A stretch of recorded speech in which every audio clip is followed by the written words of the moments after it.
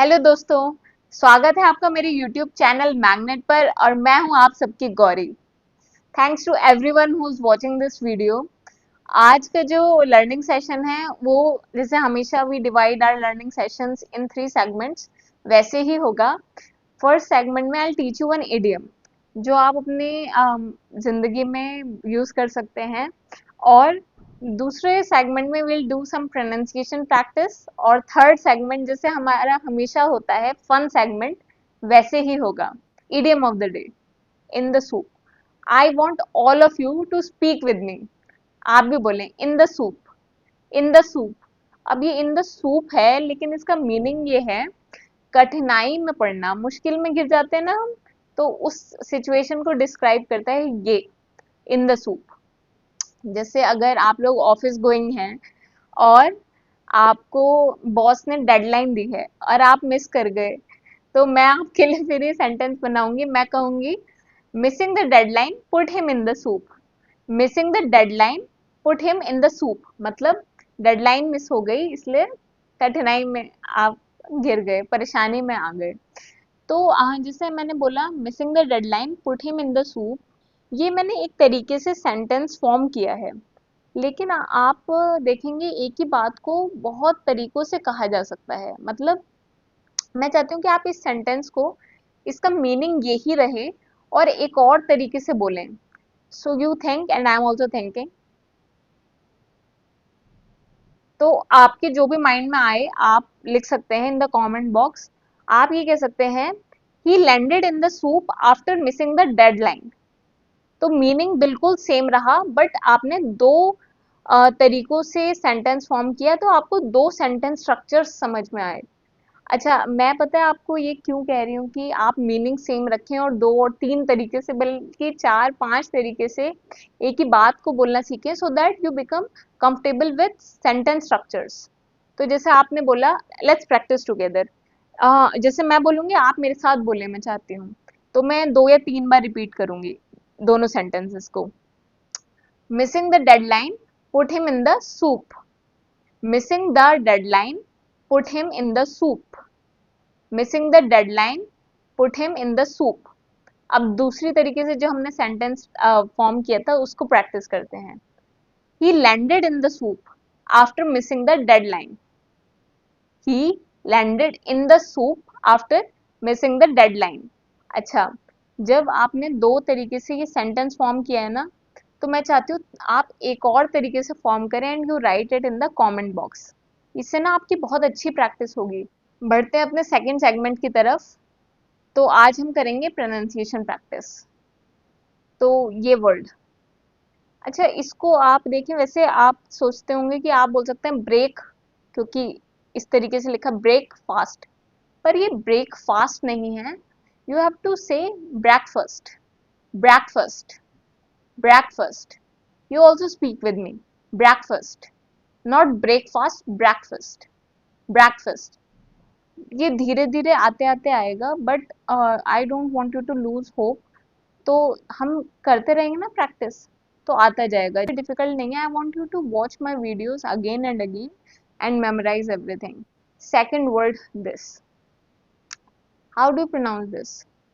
इसमें B silent है, B silent. This is not subtle, this is subtle, subtle, subtle. This one, इसमें T silent है। आप बोले ऑफन, ऑफ्टन नहीं है, often, often. Now this word, I have seen people mispronouncing it so frequently. इसको हम क्या बोलते हैं? इसे हम जेनरे, जेनरा, जेनरू ऐसे कुछ नहीं बोलते। इसको हम बोलेंगे genre, genre. Speak with me, genre. Practice, genre. अब ये वाला वर्ड, ये इजी है, सब हम बोलते हैं केओस, केओस।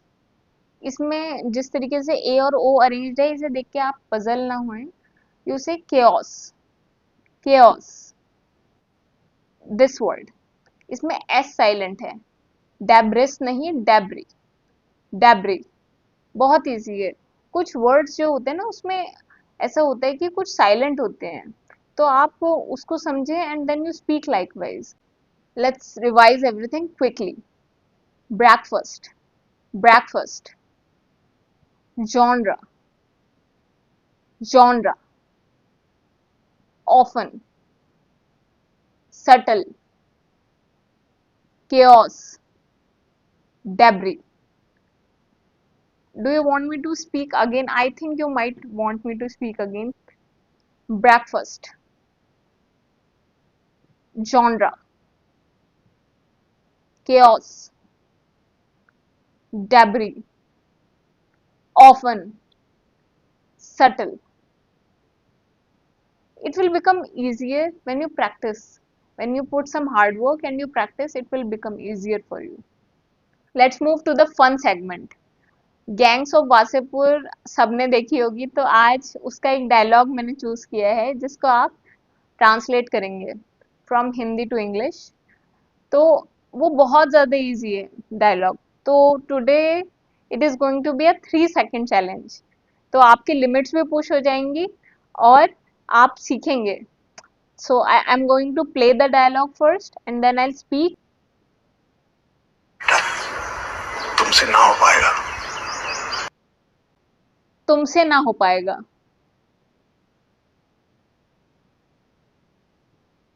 स्टॉप। इसको आप ट्रांसलेट करेंगे तो आप बोलेंगे you won't be able to do it. You won't be able to do it. अगर आपने सेंटेंस ये बनाया है you can not do it, अगर आपने ट्रांसलेट करने की कोशिश करी है और आपने बनाया है you can not do it, तो वो भी ना पूरी तरीके से गलत नहीं है। बट एक जो बेटर इंग्लिश होती है ना उसमें ये होता है कि आपको इमोशन ग्रास्प करना है। तो आप देखें ये बोल रहे तुमसे ना हो पाएगा, तो इसमें हो पाएगा को अगर आप अच्छे से बोलना चाहेंगे तो ये ज्यादा अच्छा सेंटेंस है कि आप बोलें you won't be able to do it.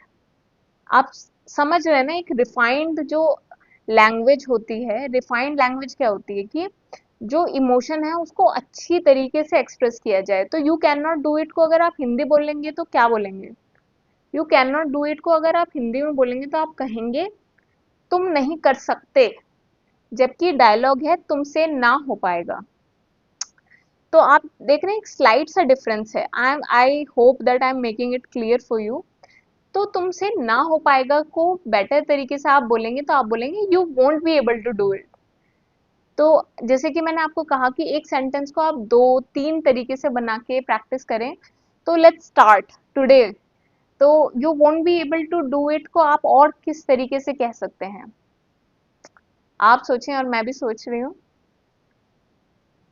आप कह सकते हैं this is beyond your ability. This is beyond your ability. अच्छा, एक बात जो मैंने नोटिस की है, आई have seen people saying ability, और ये कितना कॉमनली मिसप्रोनाउंस है। तो ये एबिलिटी नहीं होता, दिस इज अबिलिटी। ए नहीं a. So I have also written it here and I have also broken it for you. You say ability, ability. This is beyond your ability. तो आप practice करें मेरे साथ, ये बहुत माइनर है but then it makes your language refined. तो आपको करेक्ट बोलना है and you now you have to focus on making your language more refined. तो उसी तरीके से आप प्रैक्टिस करें। आई होप आपको आज का लर्निंग सेशन पसंद आया होगा। तो जाने से पहले वीडियो को लाइक ज़रूर करें, कमेंट करें।